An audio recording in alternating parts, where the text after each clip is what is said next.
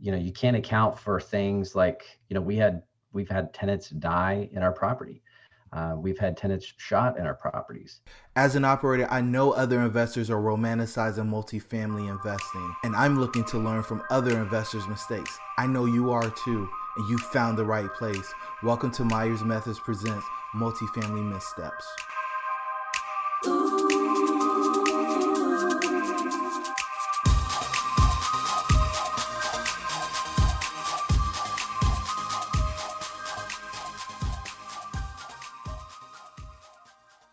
Hey everybody, and welcome to Myers Methods Presents Multifamily Missteps. I'm your host Jerome, and I've got the pleasure of having Kyle Jones with me today. Kyle, how are things out in Houston? Thanks for having me, Jerome. Things are good. We've got some good weather, 70 and sunny, so all good here. Beautiful. So before we dive into the episode, do me a favor and let me know how the listeners can get in contact with you if they love what you have to share with us today. Sure. So they can actually just send me an email directly. I don't mind. It's kjones@truepointcap.com, or they can check out our website. It's www.truepointcap.com as well. Awesome. Awesome. Some of the listeners reach out. You might regret Yeah. that. Yep. So Happy to help. yeah, I know that's right. So let's dive into it, man. I understand that you've been buying in Huntsville and a few other places. Kind of give me a little bit about your background, how you got into the space, and what you're most excited about right now. Sure. Yeah. So, like a lot of the other folks, we started with single family homes. My wife and I, when I say we started flipping houses. We did it with an accidental flip, or it was a live-in flip back in 2012.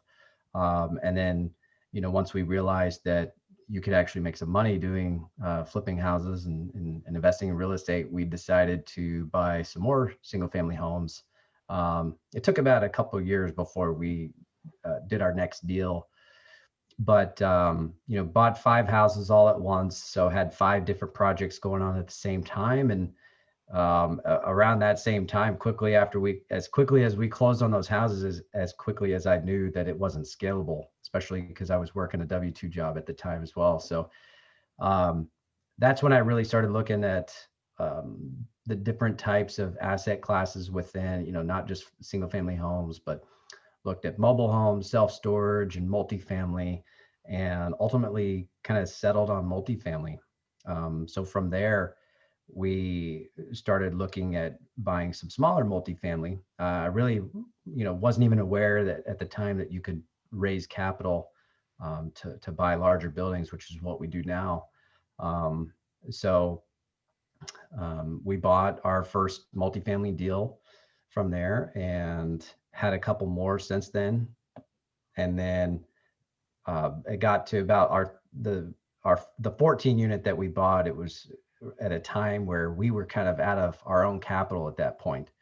So either we couldn't do another deal until we saved some more, or we sold some deals, or what we ultimately found was raising capital. And so, and like I said, it's where we are now, and ended up educating myself on just how to raise capital, how to talk to investors, and just how to put all that together, and ultimately decided that I couldn't do that by myself. So that at that point, I had found a partner who had already done this and already been down that path, and so learned a lot by sitting side by side with him and watching him, and kind of going through that process together. So, did you join your partner on the deal because you were passive? Did you pay for some mentorship, or was he just that generous? Well,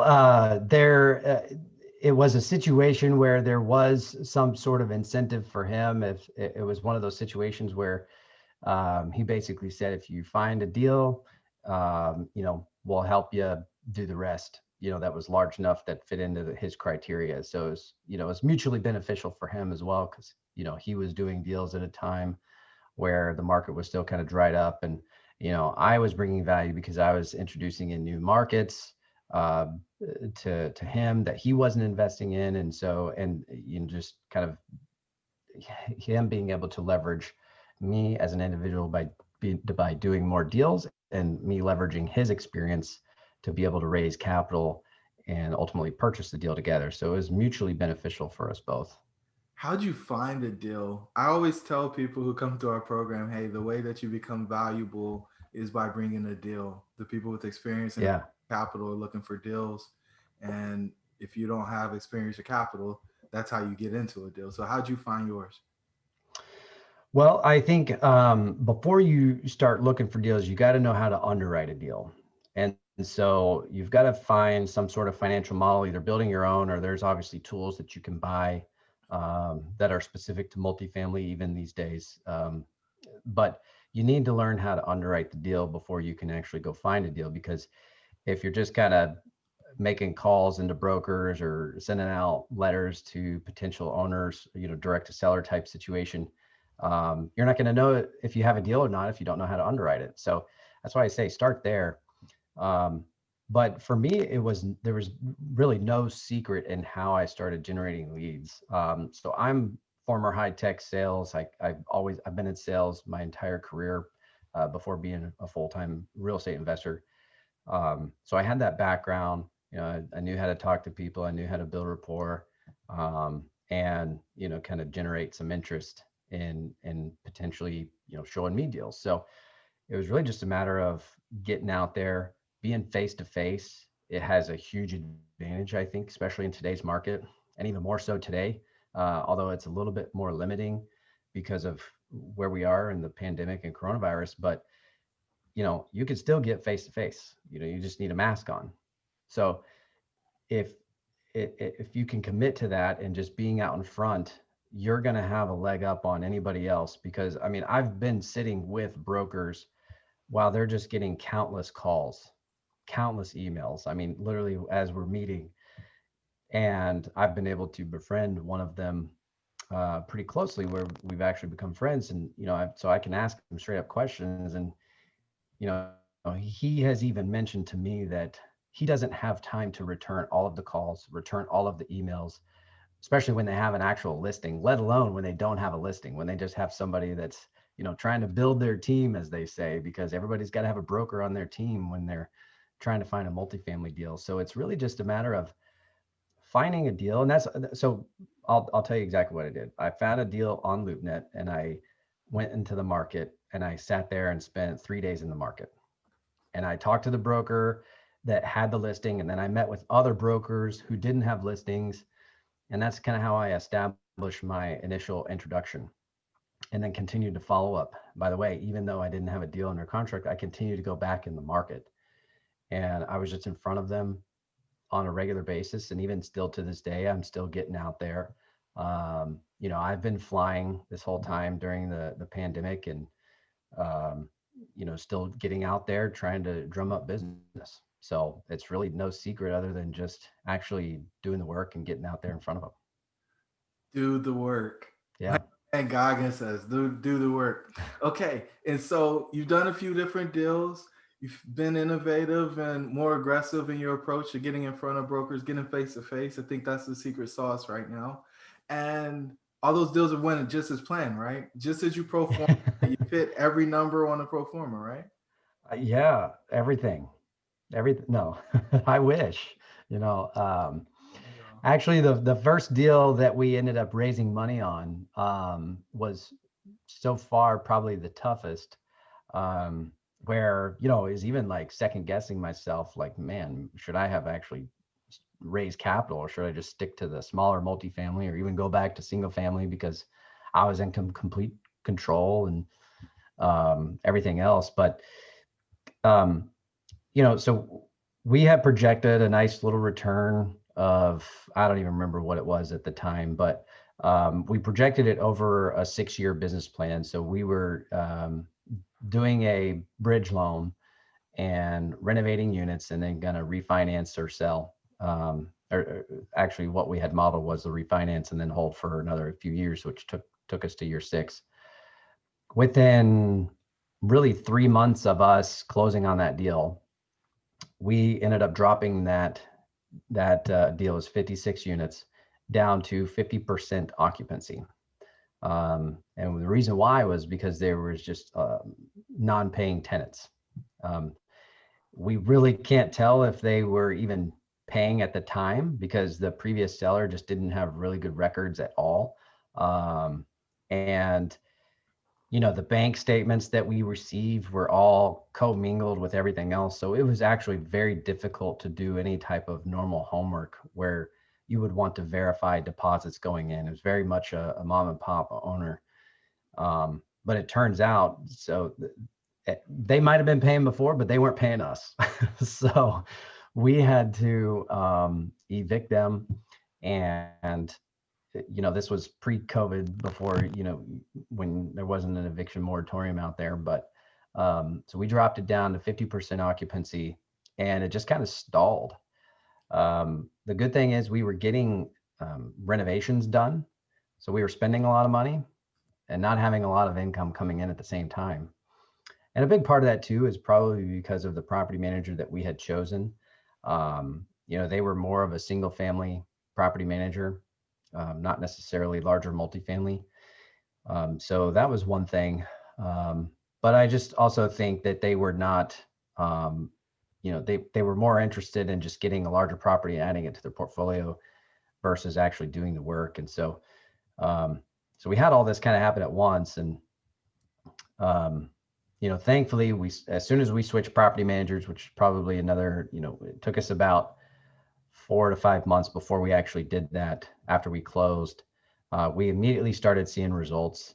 And the good part about this whole thing is that as we were placing new tenants into this property, we were actually getting more than our year 3 projected rents.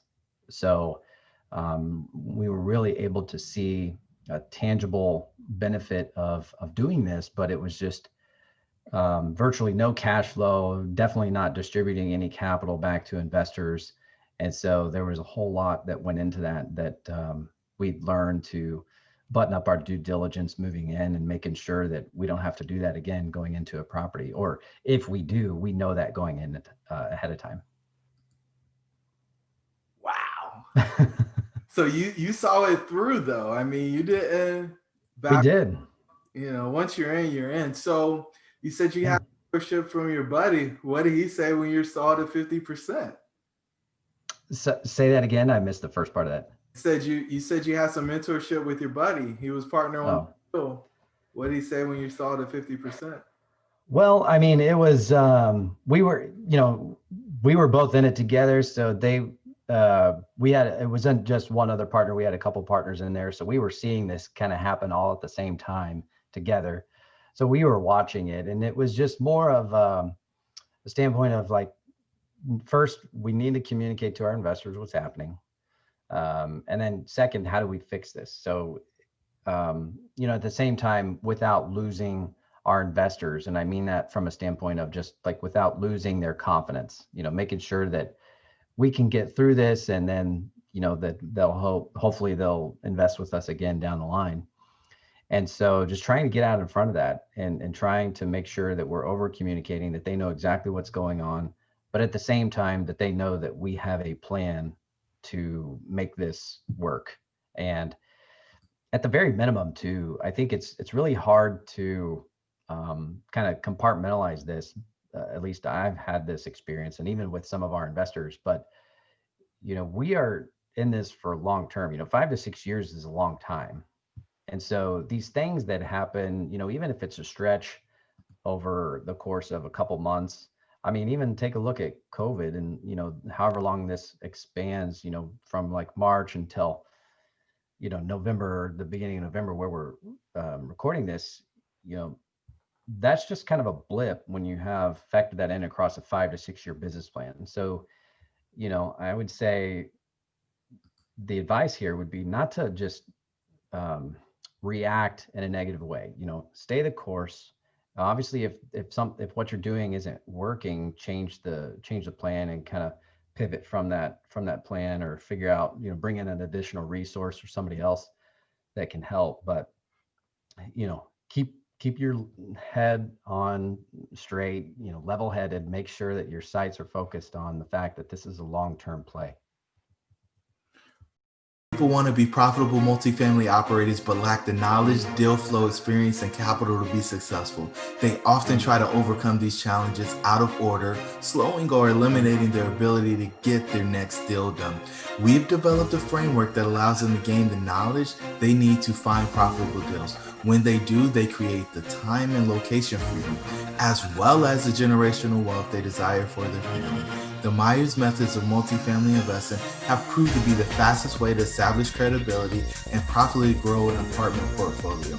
If you want to know more about our 4-step process, jump over to myersmethods.com to get our free 4-step guide to getting into multifamily investing. Let's get back to the episode. Now, I want to make sure I didn't mishear you. Did you say you guys brought in the wrong property manager too? You had a Yeah, we did. property manager? What size We was did. what was size was the deal, and um how'd you pick your property manager? So well, to start with the second question first, we started by trying to find a just somebody local who knew the market, and was familiar with the neighborhoods and the demographics and everything else. And so the problem was there just really wasn't a ton of, multifamily property managers in this market. It was in Chattanooga, so it's a smaller market. Um, and so ultimately, we went through a vetting process with multiple property managers in that market, but we just didn't really get a good vibe from any of them. And I think we just kind of settled on the best of what we had. Mainly because too, we didn't think that a larger property manager would want to come into a market that, for 56 units. So 56 units was the answer to your other question. That's how big the deal is. So, it's not enough to really carry a full payroll, where you have a full-time maintenance person and a full-time leasing manager. So trying to get a larger manager in there was a little bit more of a challenge. Got it. And so you how'd you find the replacement? Because I mean that part's important. I don't feel bad. I did the same Yeah. thing on my first deal where I wrote the contract, so don't feel bad at all. But how did you figure out, hey, we're going to pivot to this guy or gal, and here's why? Well, the good thing about hiring a bad property manager is now you have a list of criteria. So you have a list of criteria of things that you don't want from a property manager. And so, like, even down to as simple as I couldn't stand the way that they were reporting their financials. It was just very hard to understand, and something that we had to really kind of take out and filter to be able to provide to our investors, where typically we do actually scrape that down, on the financial aspect, that we scrape that down and put it into a better readable format to our investors, but we also provide raw financials. And so in this particular case, we didn't, because the property manager's financials were they were very hard to understand and read. So, just we had that list that we formulated, and then, myself and one of the other partners, we just started kind of calling through, and we started networking with by this point, we knew of some other people who were doing deals. We knew of other properties. So we were calling other properties who, were already in the market. So maybe they would see that they could get economies of scale. And so finally we found a few where we kind of narrowed down the short list, and ultimately landed on one who turned out to be great. And we held on to them through the entire life cycle of the property, which we ended up selling off, and they were great. So, but it took, a couple of stumbles coming out of the gate. Like you said, I'm sure you experienced the same thing, Jerome. Now you've got a laundry list of things that you want to see in a property manager based on, your mistakes. So Yeah, I mean, I don't care who you hire as a property manager, there's going to be something that's an issue. Fortunately for us, we've been able to hire folks. Well, one was really good at filling units. The next group that we hired is really good at not spending money.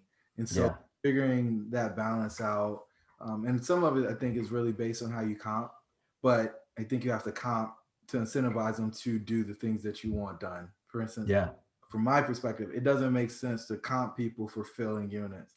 I want to comp them for getting renewals. One, I'm not paying to renovate the unit. And then two, they're going to work harder to keep them during the year, at least in concept, if they get paid a bigger fee for getting a renewal versus, hey, now we got to go lease it. Now, I've heard a property manager say, hey, Jerome, I don't feel good about taking money from you if somebody renews. And I tell them repeatedly, I want to pay you to renew because if I got to turn it, it's at least 2 grand versus, you having to turn it, release it, and all that other stuff. So that's Yeah. one of my pet peeves anyway. One of the things we did in that same scenario is not we actually don't comp based on leases or renewals. We comp solely based on collections. So we send a benchmark out there at the beginning of the year. We have a budget and we back into our compensation structure that way. So mutually aligned. Yeah, that's the way we actually do it now. It's just one flat fee for everything. But I've always floated that idea. Hey, if you want to charge me a lease up fee, I want to backload it and give you renewals. And Yeah. they never take it. So it tells me a lot about them when we have that conversation. Yeah. So I think you might have touched on this a little bit, but what was the financial impact of the misstep? And like, was there other collateral damage? I know you said you don't want to lose the investor. So maybe how'd you communicate the message to them? And what type of impact did that have on the relationship if there was any adverse? Yeah, so fortunately, there really hasn't been an adverse effect on the relationship with any of the investors so far. And we paid them, we ended up selling the deal. So the story turned out great. And, we sold it for much more than what we bought it for. So, they were essentially made whole. I guess the financial impact of it, though, was we had projected to, if nothing else changed, and even if we were renovating units, we were projecting to start paying out distributions about 6 months after we closed. So obviously that put a pause to that. So we're not going to distribute cash when we're bleeding out the other end. And so we ended up not making our first distribution till almost 12 months from the time of ownership. And ultimately they were okay with that. By that point, at first it was a little bit of a shock. We communicated via email and then followed up with calls where we felt necessary, especially if somebody had a negative reaction. We followed up with a call. Maybe that would be something that I would probably do a little bit different. I mean, a property this size, we only had a handful of investors, and I could have probably called every single investor personally rather than sending them an email initially. So that might be something that I'd probably do differently. But now we're doing deals where they're much larger. I mean, we've got, at our most recent deal is about an $8 million raise. So we've got 90 investors in that deal. So trying to call every one of those in one sitting would be difficult. But there's ways that you can get the mass communication out, and there's tools, and we have a portal that we use to do that. And so we're just constantly trying to check in, make sure they know we're communicating, even if it's no news. Even if no news is still good news. So at least put it out there.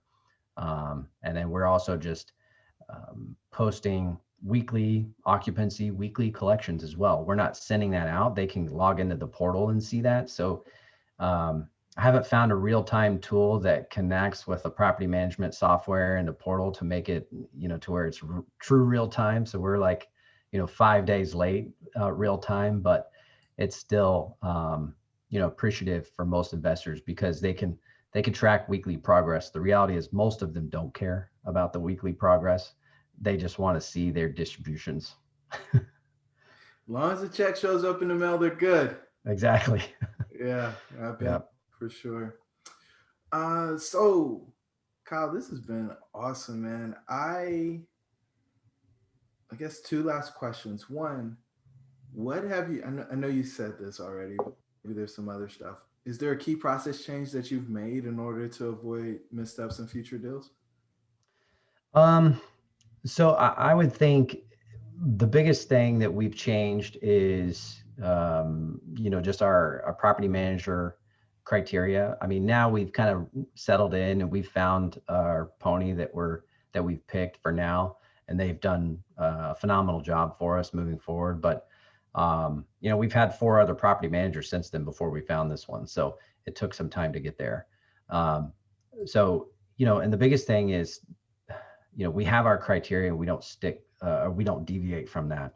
We find a property manager that can honor our criteria and build their systems, the reporting, their financial reporting. A lot of these financial reporting systems can be 100% customizable to you. So it's just a matter of communicating these things and saying, hey, this is what we want.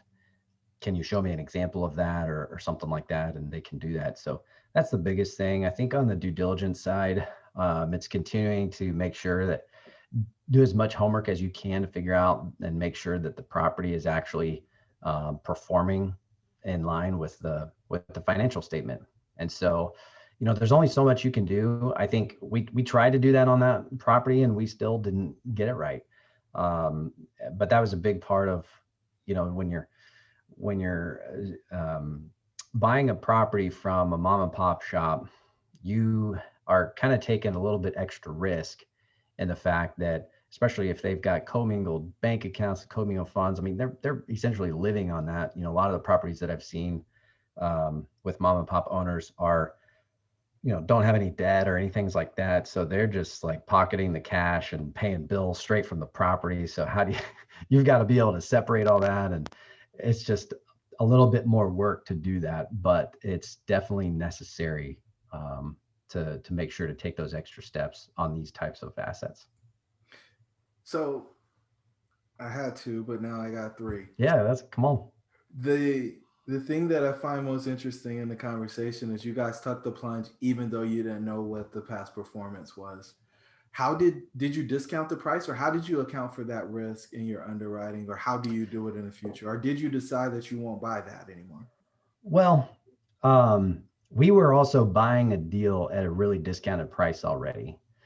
So, but the biggest thing that we kept coming back to is the true upside. I mean, to give you some numbers, so this property they were 56 units, all 2 bedrooms. The highest rent that was paid on that property, excuse me, was $525. Literally, the property next door that had some light renovations. It was a fourplex that was kind of across the street.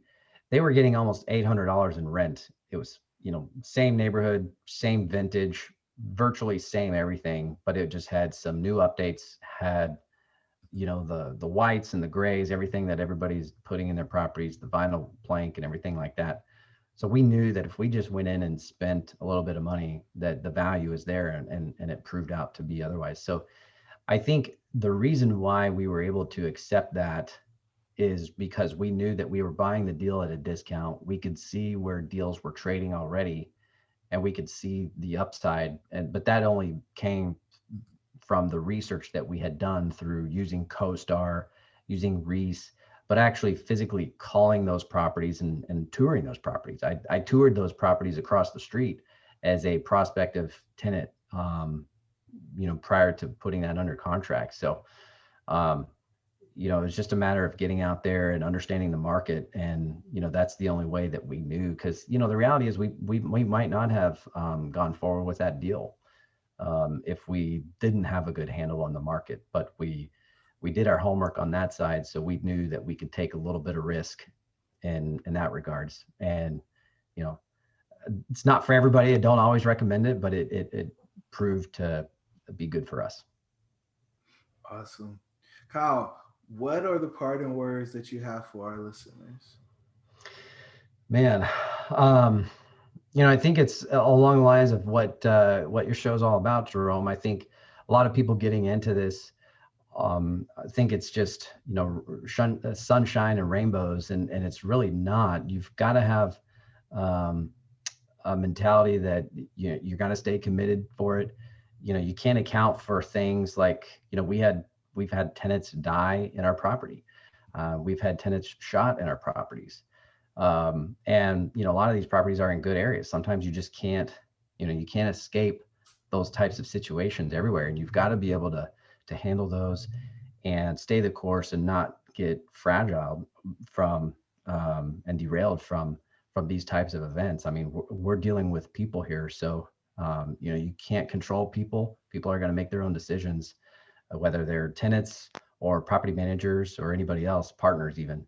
So just make sure you understand what you're getting into and make sure that you have the stomach for it all. Beautiful. Kyle, I appreciate you coming on the show and sharing with our listeners. We'll talk soon. Thanks, Jerome. You made it to this juncture, so you really love what we shared on this episode of Myers Methods Presents Multifamily Missteps.